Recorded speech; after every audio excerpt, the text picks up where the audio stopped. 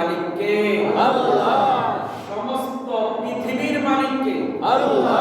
যেই আল্লাহ আপনাকে আমাকে সৃষ্টি করেছেন, ওই আল্লাহর বরত্ব স্বীকার করে আমরা দুনিয়াবাসীকে জানিয়ে দেই আল্লাহর নামের স্লোগান নারে তাকবীর, আল্লাহু আকবার। এটা হচ্ছে মুসলমানদের শক্তি যোগায়। কি যোগায়? শক্তি। এটা ইহুদিদের দশমের তাউস ভেঙে চুরমার হয়ে যায়, ঠিক কি না? আল্লাহ পাক রব্বুল আলামিন আমাদেরকে নবী করিম সাল্লাল্লাহু আলাইহি ওয়াসাল্লামের বাসা, পৃথিবীর শ্রেষ্ঠতম জায়গা আল্লাহর ঘর মসজিদ, কি এই জায়গায় কোনো বড় লোক নাই, ছোট লোক নাই, গরিব নাই, রাজা নাই, প্রজা নাই। আল্লাহ বলেন দুনিয়ার সব জায়গায় তুই বড় তুই গরিব এটা দেখা হয়, কিন্তু আমি আল্লাহর ঘরে কে বড় কে ছোট এটা দেখা হয় না। সব এক কাতারে শামিল হয়ে দাঁড়া। সুবহানাল্লাহ। এটা আর কোনো জায়গায় আছে? বাড়িতে আছে?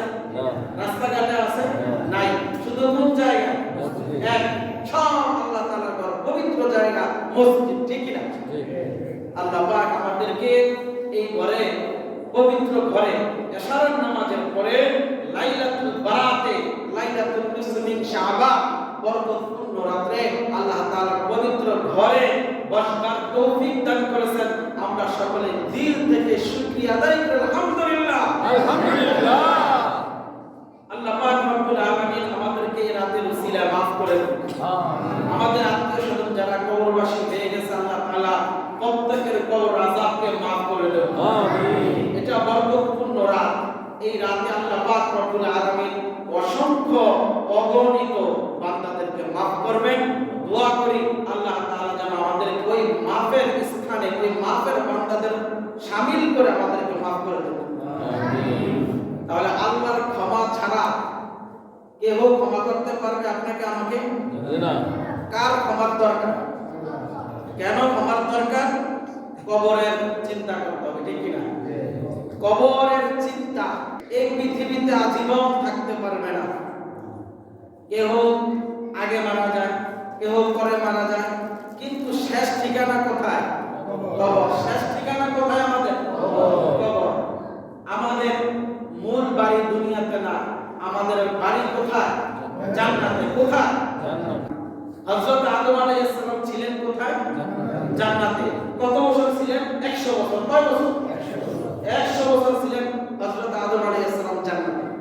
আল্লাহ পাক রব্বুল আলামিন যখন আদম আলাইহিস সালামকে বলল, আদম তুমি আমার জান্নাত থেকে বের হও, শুধু আদমকে একা বলেন, আল্লাহ বলেন কুলনা বিকুম মিনহা জামিআ فإما يأتينكم مني هدى فمن تبع هدايا فلا خوف عليهم ولا هم يحزنون। আল্লাহ বলেন কুলনা বিকুম মিনহা জামিআ, বের হও তোমরা সকলে। কি? তোমরা সকলে বের হও।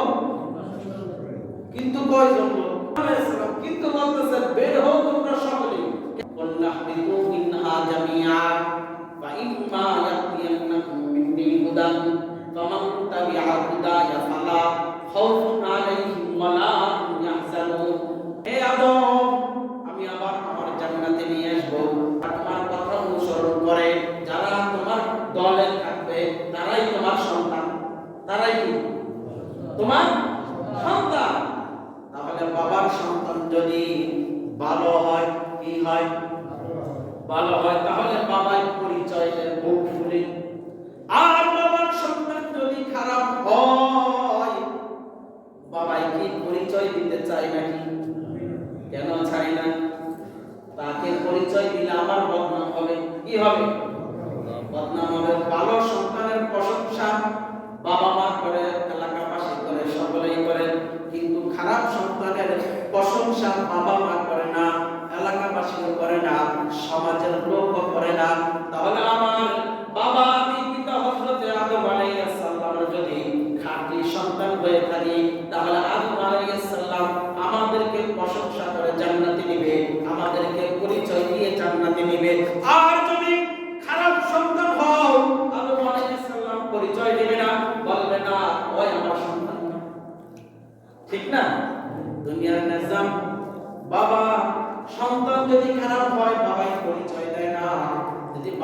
সন্তান হয় বাবাই পরিচয় দেয়, ঠিক আমার পরিচয় দিবে আমাদের আদি পিতা হযরত আদম আলাইহিস সালাম।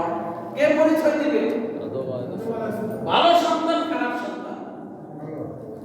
যদি ভালো সন্তান হও, যাও তো তোমার সন্তানদেরকে নিয়ে তুমি জান্নাতে চলে যাও। সুবহানাল্লাহ। কোথায়? তাহলে আমার আপনার বাড়ি কোথায়? জান্নাতে। তাহলে জান্নাতে কামাই করতে হলে খাঁটি মুমিন হতে হবে। আদম আলাইহিস সালাম যেন আমাদেরকে পরিচয় দেয় আমার সন্তান। ওই পরিচয় নিয়ে আমরা কবরে যাইতে চাই, ঠিক কি না?